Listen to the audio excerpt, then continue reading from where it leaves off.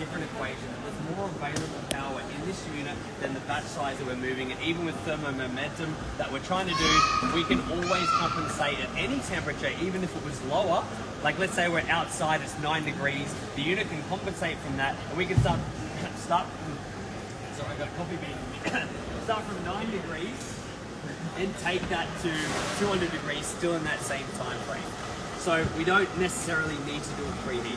By not doing it, we've changed the way in which the coffee roasts. That instead of having a coffee that we're sealing and trapping in the materials inside, it's great for if we're cooking steak because we want to keep the juiciness, seal the outside, keep what's good. The problem with coffee is when we cook it or roast it or however you want to say, we essentially, whatever's inside of it, outside of the flavor and aromatics and textures, we actually want to be released, which is a byproduct of roasting, which is CO2.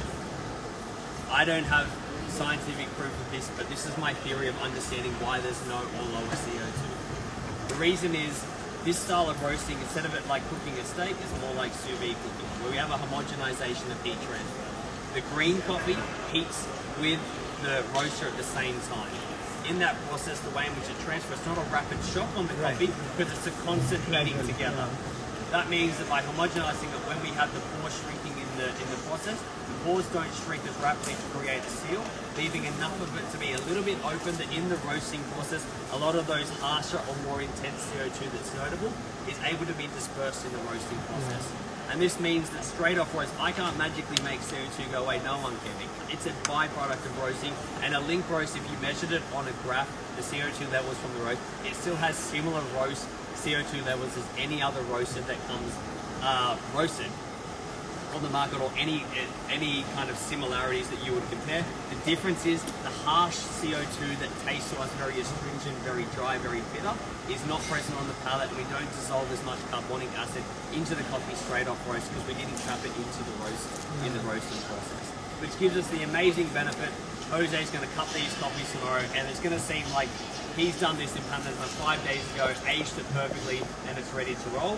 But essentially we have a profile that straight off roast has been designed to be super, super enjoyable. One thing which I'm going to do, and you probably heard it getting there with just the crack, we heard 1 or 2 pops, is I'm going to manually log that exacting point of first crack for this coffee. The reason by doing that, it activates a system called DTR. And essentially what DTR is doing is it's allowing that override faction dish there. So I've just logged the first crack. Interesting thing about this profile, we're going to go back. So the default for the filter seed we said was 6 minutes and 15 seconds. Right. I've never roasted this coffee and it's 6 minutes and 12 seconds. So it's been within 3 seconds predicting based on the density of exacting where this coffee is going to crack. Which is a pretty impressive feat considering where that coffee was sitting, that it could have cracked anywhere, but just by using the data and the process, it actually tells us exactly how it's behaving. By logging first crack, it overrides that 3 second difference that we have from the default to the actual. And live, DTR, which is a bot called development percentage, time of roast, and roast degree, are the 3 priorities that have changed or moved in order to make sure that the phases of roasting are all aligned. So something that we talked about was the phases. There's 3 phases that really happen in roasting: dry phase, mellow phase, development phase. Essentially, dry phase is the very first phase where we're getting that 10 to 12% humidity down to a point where we can actually start the browning phase of malate reaction in the coffee, which starts to bring the colours, the flavours, the aromatics, and the character out of the coffee. Essentially, these phases, when we've designed any profile, are all done in a specific percentage that we want to happen. If that's happened slightly earlier, the development phases happen earlier, it means that all the other phases have also happened earlier for the power curve that we've selected. In order to bring that back into balance, when we log first crack, DTR overrides the default and makes sure that the phase timings that were intended for the structure of the roast are kept and withheld, even if the timings of when they've happened are different. Which is great because even if this roast is slightly earlier or slightly later from that point, it still means that everything's in balance. You don't have an over or underdeveloped roast. So even if it's slightly different, it's still a very good and successful roast from one roast alone. If we want to roast this coffee again and be a perfectionist, we have the ability when we go on the side to go a advanced style in. So we click profile selector. Instead of now doing a new sample entry because we've already roasted it once, we're going to do an advanced styling. We go again back through the algorithm, which profile style out of the 90 to use. We're using filter C. We had a crack of 6 minutes and 13 seconds.